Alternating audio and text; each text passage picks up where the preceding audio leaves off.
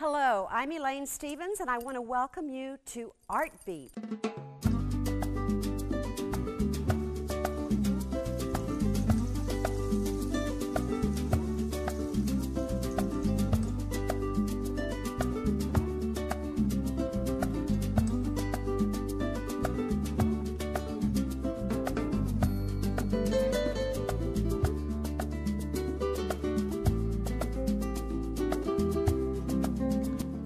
The lion roars, the fiddle plays, and there is dancing in the sun.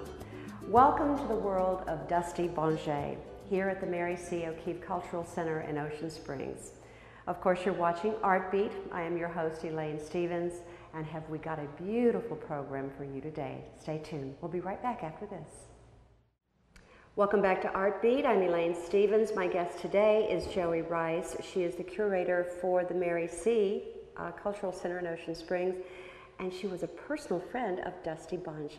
Indeed, I was very lucky. Yeah, I got to know Dusty. She was already in her 70s, and I was a young artist coming up, and for some reason we really hit it off. And I was a big admirer of her work, and I did get to know her through the work, mostly through the work. Mostly through the work. So you had seen her work, obviously, through your years. I had heard about her all my life. Of course. Yeah, and I invited her to an opening, and she didn't show up, but she sent her son Lyle, and Lyle said, "Yeah, Mama, you need to meet her." So we did. We struck up a wonderful friendship. Well, Dusty is another example of a beautiful local artist that went off for a while. She studied some acting, as I understand, in the 20s. She did. Did some movies, you know. And she posed for the man who did the Gibson Girls. Those are her hands. Those are her hands. Yeah, she had beautiful hands. Well, she certainly had a lot of energy in those hands, didn't she? Yeah, she did. Well, we're sitting in a room that's reflective of some of her older work, meaning her later years. It is her later work, yeah, the big oils. This piece has never been exhibited before. It's an untitled triptych from 1988. The colors are so very vivid. Startling, yes. It's what very do you think strong. she was trying to say in that? Well, it's a mystery. Dusty never had a message. It was about the work, and you have to bring to it what you have and look at it through your own eyes. Well, I see rooms. I see doors and rooms and there's a lot of structural things Yeah. going on, yes, almost like a building. It's sort of got an architectural element to it. Now, of course, everyone's seeing the picture behind us is one that we had seen in the photograph, or we're going to be seeing in the photograph of her, and it was, I believe, 1988 as well. That sounds right. It's called Big Red. Big Red, well, that stands That's to reason. Big Red, yeah. Okay. Yeah. And do you know anything about it? Well, it was one of the later pieces, and I remember when she was working on it, and you know, she worked with an idea of push and pull, so she would heat something up and then sort of cool it down a little bit, sort of similar to Hans Hofmann, if you're familiar with his work. Yeah, and what about the piece on the opposite wall? Looks like oysters to me. It is wonderful, wonderful. It's called the Oyster Chorus. Oh, oyster. Wow. Yeah, that's a terrific piece, very strong. I love the variety of her colors. I mean, she must have been a fabulous colorist. She was in love with color, Elaine. I mean, that was very important, very central to her work. Yeah, you'll see a lot of color in this show. Well, so when you first met her, what were you able to get out of her from the standpoint of her life experiences? She had a wonderful sense of humor. Sometimes we'd sit in her backyard and drink Dos Equis. I mean, she was not your little old lady. Doesn't sound like it. No, we traded studio visits and saw what each other was doing, and we were always trying something different, and she was very much an inspiration for me. Well, I noticed that the works range from these large canvases to some very petite types of pieces as well. And she also did sculpture. She did wonderful lighted fiberglass sculpture, which we weren't able to get because it needs some conservation. Well, obviously the piece that we started the show off with, and there is Dancing in the Sun. I mean, obviously that looks like the sun to me, but where did that come from? That's a series of voids. She did a series of, I think, 7 or 8 paintings, and she called them all voids and then just numbered them. Voids, meaning almost nothingness. Well, it's a Zen. Dusty studied Zen, and that was a part of the void is very central to the study of Zen. It's a concept they have. Well, very good. Well, we're going to take a little walk to the other side of the gallery right now. And I'm very interested in some of her earlier works because as I was reading about her, I found out that she really didn't start painting until after her husband passed This away. is true. So let's go take a look at some of those works. Good, let's do. All right, it should be very beautiful as well. To me, a painting has to be a separate creation. When I am working in this fashion, I have to listen. I never know what the canvas is going to say. It has a life of its own. If I begin pushing too hard, I will completely ruin it. I have to let the canvas bloom as it wishes. Dusty Bonge.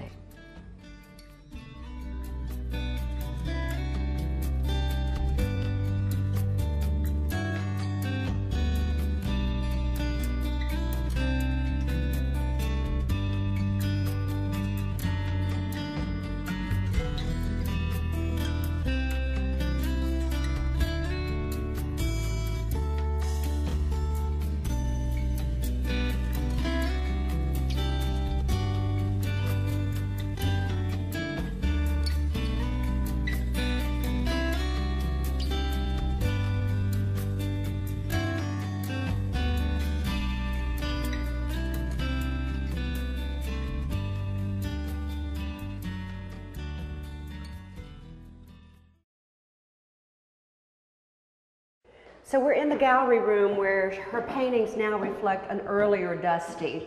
But what period of life was she in at this time? Well, in the 1950s, she began to paint in the abstract. Oh. And so these are an example of that work from the 50s. I see. So she was what, no, she was about 51? Maybe something, late 40s, something 50s, yeah. Yeah.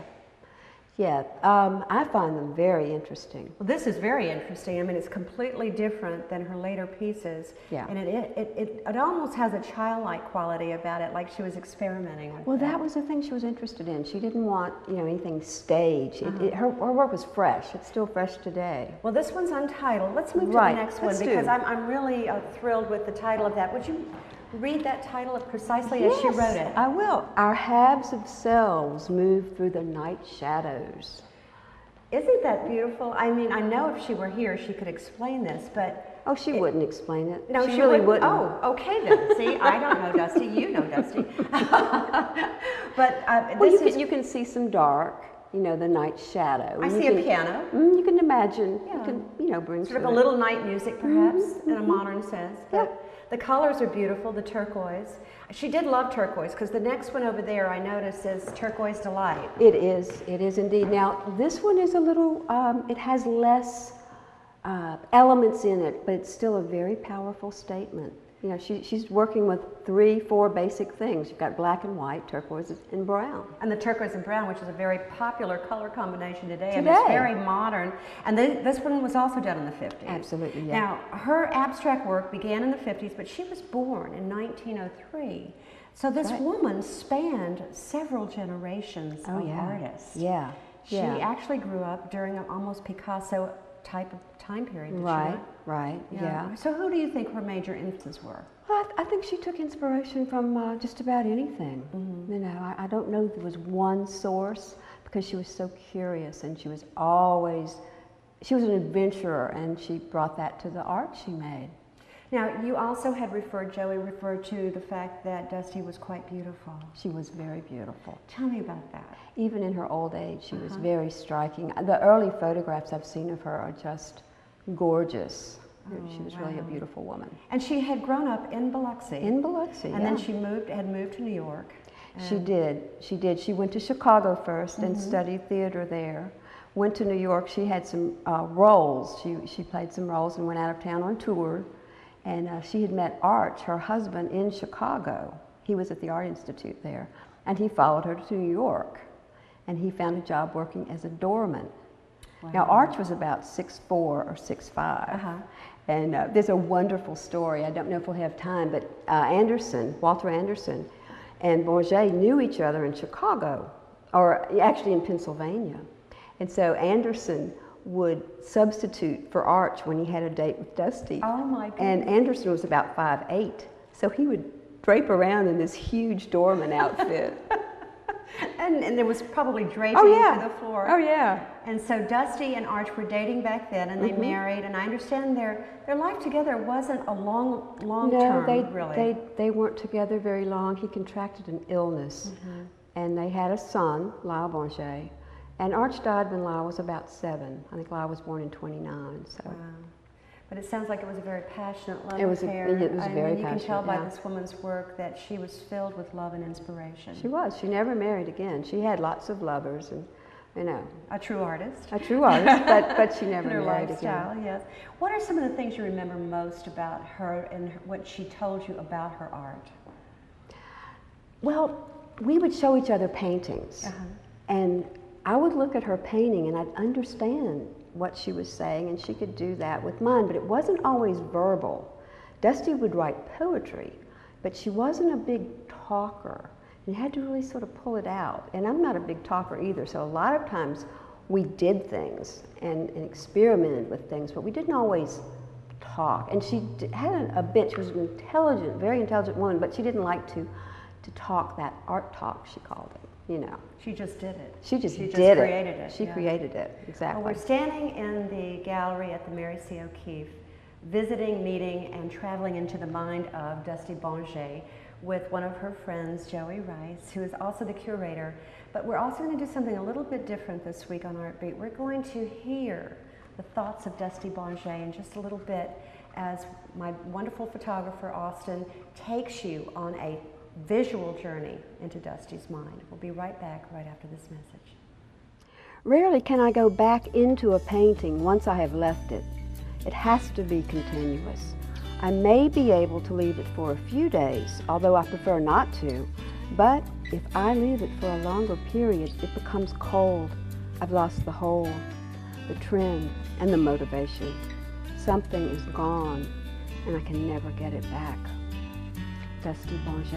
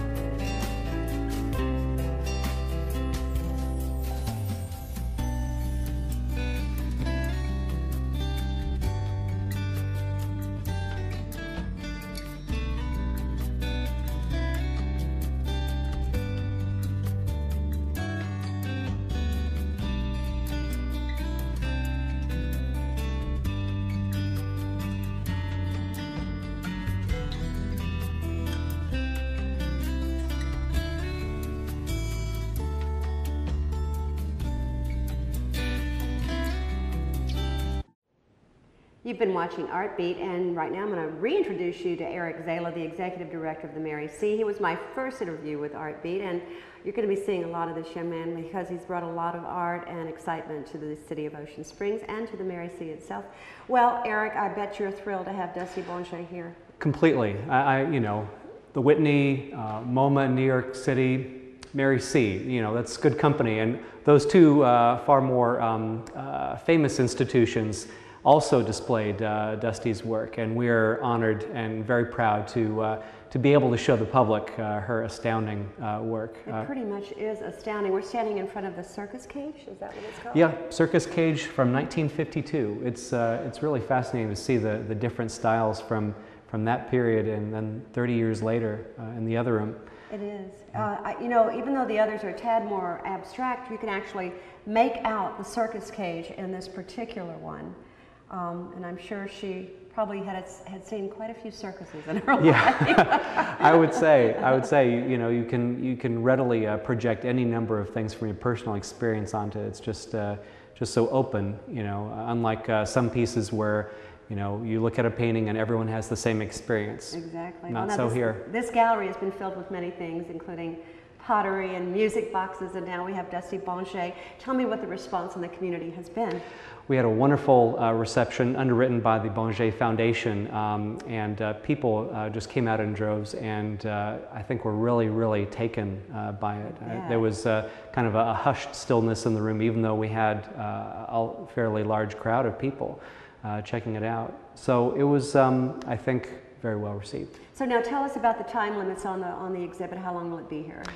We typically at the Mary C have exhibits about 3 months, give or take, depending. So we've just started this one, so folks are strongly encouraged to come out and check it while they still can, because once it's gone, and the art is off to another exhibit. So after that, we have upcoming exhibits, including light sculpture.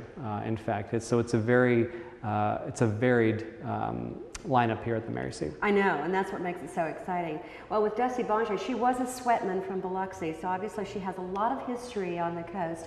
And as Joey was telling us earlier, what a fabulous woman, a wonderful personality, a vibrant type of artist. You know, you can see it reflected in her work, and it brings a lot to the gallery. And when I come to the gallery, you know, every time I come to this gallery and there's a different artist showing, I get a different feeling in this room. It is. The room kind of is made over each time with a different layout, a different feel, a different mood. And I have to give Joey, our curator, a lot of praise for that. She really makes each piece optimally displayed, and the overall sense of space is just fabulous. Well, also we have to give credit to the Duckett family, because this is the Bruce Duckett Gallery. Indeed. And I feel sure that you can continue to see the Duckett work on the walls of the Mary C. But what a brilliant artist and commentator, really, he was through his art. Quite. And so the Duckett family was one of the first families in the city of Ocean Springs to adopt a room, and they actually purchased 2 rooms. Here at the Mary C, and it since has become one of the most popular galleries in South Mississippi. Indeed, you'd never guess this was at one time a 4th grade math class. So. No. Yeah. No. Well, I tell you what, I think I like it better this way. Yeah, me too. 4th grade math class. Well, the Mary C Cultural Center for Arts and Education is located at 1600 Government Street, where you can visit here anytime you like, Tuesday through Saturday. And there are a number of performances that go on here, a number of gallery exhibits that continue to make their way into the Duckett Gallery. So if you have any need to call, 818-2878. That's correct. And the website is? www.themaryc.org. Okay, anything exciting coming up in the visual, in the performing arts that you can think of? Well, in June, Sunday, June 14th, we've got opera that's right, presented by Gulf Coast Opera. Okay. And always an ongoing favorite, first Saturday of every month is Saturday Art Market, in which all the local artists are invited to come out and register and sell their art directly to the public. And we've actually got one coming up this next Saturday, and it's we've got about 30 artists scheduled so far. And it's just really, really building and taking off. And it's been a wonderful opportunity for folks, particularly hit by Katrina, who have perhaps lost a lot of their personal art, to replenish that and also support local artists as well. So, and the art market is going to be an ongoing thing here at the Mary C. That's correct. First Saturday of every month from 10 a.m. to 4 p.m. There's no charge to the public. So come on by, browse, and shop. Shop and shop and shop until you drop. And we'll be right back after this. The world of Dusty Bonge. We hope you have enjoyed it. Dusty leaves us with many, many memories of her work, and of course we're standing in front of the one that Joey mentioned earlier that has never been shown before now, right here at the Mary C. O'Keefe. One of the things that Dusty Bonge really reminded us of about art is that in the 20th century, making a raw, visual, and strong, memorable statement with your art is the way to really leave the person that's watching your art and looking at it and appreciating it with something quite lasting. The beauty of her pieces, I find, are that you do bring to it whatever your life experiences have been. So we want you to bring to us some ideas about ArtBeat. That way you can tell us what you want to see. Go to wkfk.com and email us and let me know which guests you would like to see appear right here on ArtBeat, which is the true heartbeat of Ocean Springs. We hope to see you next week. Thank you for joining us.